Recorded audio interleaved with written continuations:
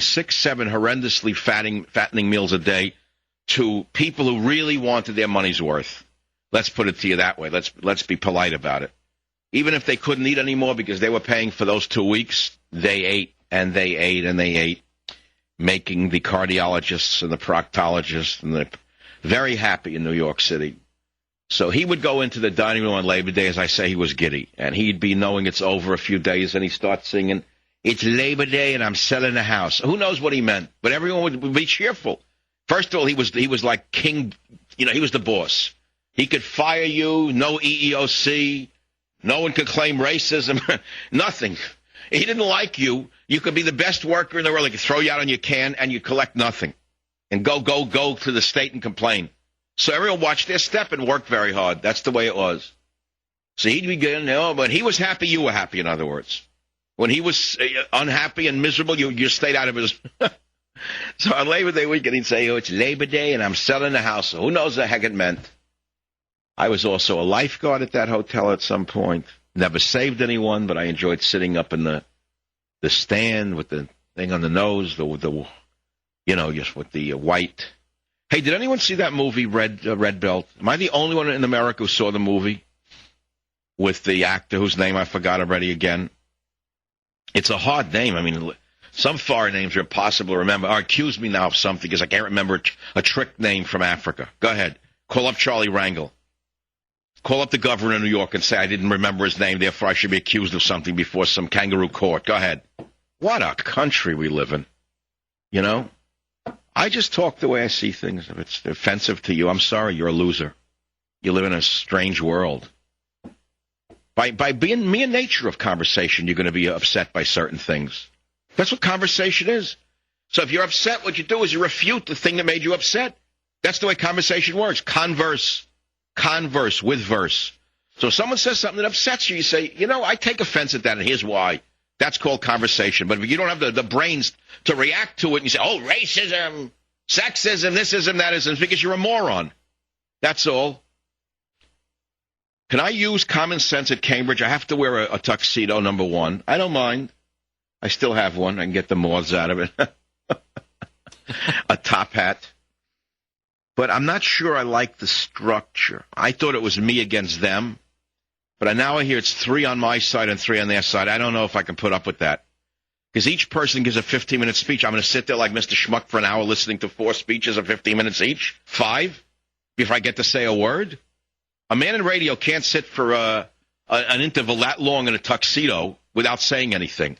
What if someone says something that offends you? Your natural instinct is to fight back. It's like you're in the ring with somebody. They're going to say something. You're going to try and take their head off if you disagree with it. Logically, of course.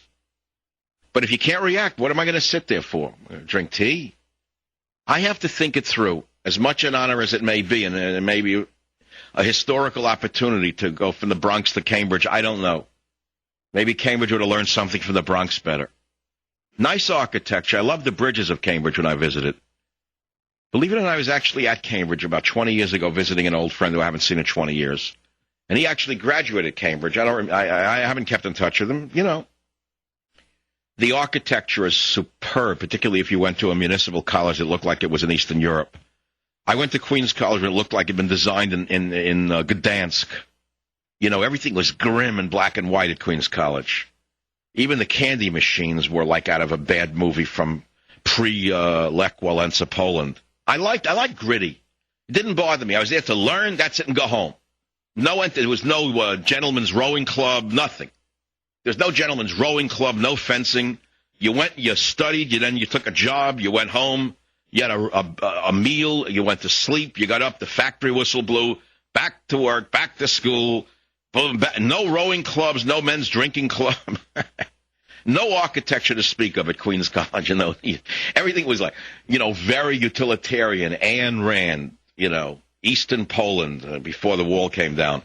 But Cambridge, wow, the arches, the filigree on the windows, the beautiful, the allure of the arch of the bridges over the rivers that ran through Cambridge. Just, they took my breath away. I mean, it was the way I thought white people lived. I thought all white men went to Cambridge. At the time, I actually passed for white. That was a joke that went around. They used to say that about me. Oh, he passes for white. That was a joke. You have to understand. It was said to me by Englishmen, by the way. And it was understood to be a joke. Of course, you would take offense at that, too, and twist it into something that it wasn't. You have to understand the nuance of that. And those of you who claim you have nuance generally don't. You don't even know what nuance is. It's an excuse for political correctness in order to control people. That's all. So we were talking about various things here. Congresswoman this, Congressman that. AFL-CIO Dems pushing the Wall Street tax. I have that on the website 2 days. Take it down already. I'm sick of it. And take down New Legal Editor Britain and Audio Michael Savage Banned in Britain. Put it all in one box already. Too many of me. Here's one. Jew hater Chavez attacks Israel. Oh, you're shocked? Why, because Sean Penn kissed his behind? Because Danny Glover kissed his behind? You didn't know he hated Jews? I told you before that in Venezuela, the population of Jews has been cut in half since this dictator arrived on the scene. But many of you Jewish liberals don't know what you're doing. You're digging your own grave all over again. You just don't know what you're doing. You don't know what you're doing. You don't know what you're doing. Half of you are on medication. You don't know what the hell you're doing. I told you, Chavez, what he was and what he was doing. I can name names of people who went over there to kosher his presidency. Oh, yeah, big shot First Amendment lawyers went over there. Oh, yeah, the election was perfectly fine. Here's a man who hates Jews, hates Israel, in Syria, attacking Jews. Israel is an imperialist nation that annihilates other people. And there he is. And half the Jewish liberals in America love Hugo Chavez, love Fidel Castro, love Mugabe, love Obama, love Van Jones. They don't know what they're talking about. They endanger themselves with their own liberalism. Their liberalism supersedes their intelligence. How does it happen? I don't understand it. I worked in the Borscht Belt. I come from the same background. How come I didn't get infected with the red gene? How did that happen? How did the red gene miss me? Alex in San Diego, speaking of the red belt, welcome to the program. What's on your mind? Go ahead. Savage. Yes. Awesome movie. Seen it 3 times. I do jiu-jitsu myself for 3 years. Great actor, but nothing like our regular instructors. They're all Brazilians. So jiu-jitsu today is all taught by Brazilian? Most of them are. Oh, wait, hold on. But the art form began in Japan, not in Brazil. Absolutely. It originated in Japan, and one of the instructors, I believe, moved down to Rio de Janeiro and started teaching it way back when with the Gracies, and it came. Yeah, I understand. No, I understand the Gracies took the Japanese teaching of jiu-jitsu to a new level. I understand that, but it still doesn't diminish the power of the original jiu-jitsu form, does it? Absolutely not, Dr. Savage. Well, I don't know much about it. I mean, the fact of the matter is I'm not a martial artist, but I certainly love good art, and I thought the movie Red Belt was phenomenal. Thank you for the call, Alex. 1-800-449-8255, michaelsavage.com. I asked you a number of questions before, and we have some callers on that. Here's a fellow who says he went to Cambridge. He has an opinion on my being banned in Britain and whether I should accept the invitation. Stephen Bakersfield, thanks for calling. You're on the program. What's on your mind? Dr. Savage, good afternoon. It's a pleasure Thank to you, sir. meet you, sir. Yes, I did attend Cambridge. I was a member of the union, though I was not necessarily an active participant. The structure might be a little bit different than you understood from the union. You will have an opportunity through the course of the debate to speak, because people do ask questions throughout.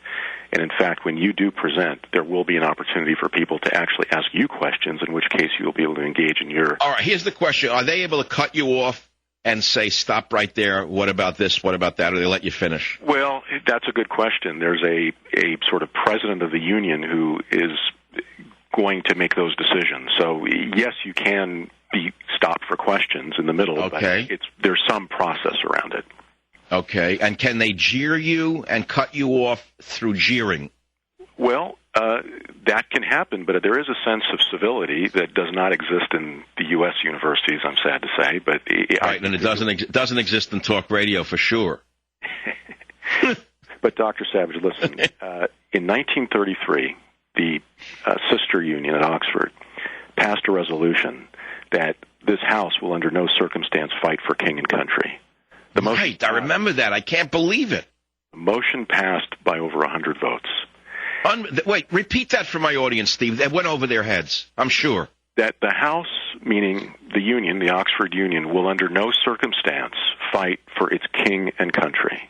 In other words, they were already traitors back in the early 30s. They were already traitors. This was the elite of the country, the intelligentsia, and this is how they voted. It's chilling. I mean, But nothing's changed. So who then fought in World War II?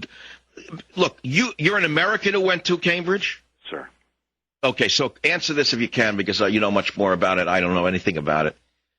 The Battle of Britain. Isn't it true that the Air Force, the British Air Force, was largely made up of the elite from Cambridge and Oxford, or mainly Cambridge? It was disproportionately represented. That's true. Now, but wait, if you say that the elite of Oxford said they will not fight for king or country, how does that jive here? I think it jives in a few ways, Michael. First, circumstances had changed. This was a resolution in 1933. And this is precisely goes to the point why I think you need to go, because I think you're going to be part of a historic event. You need to go.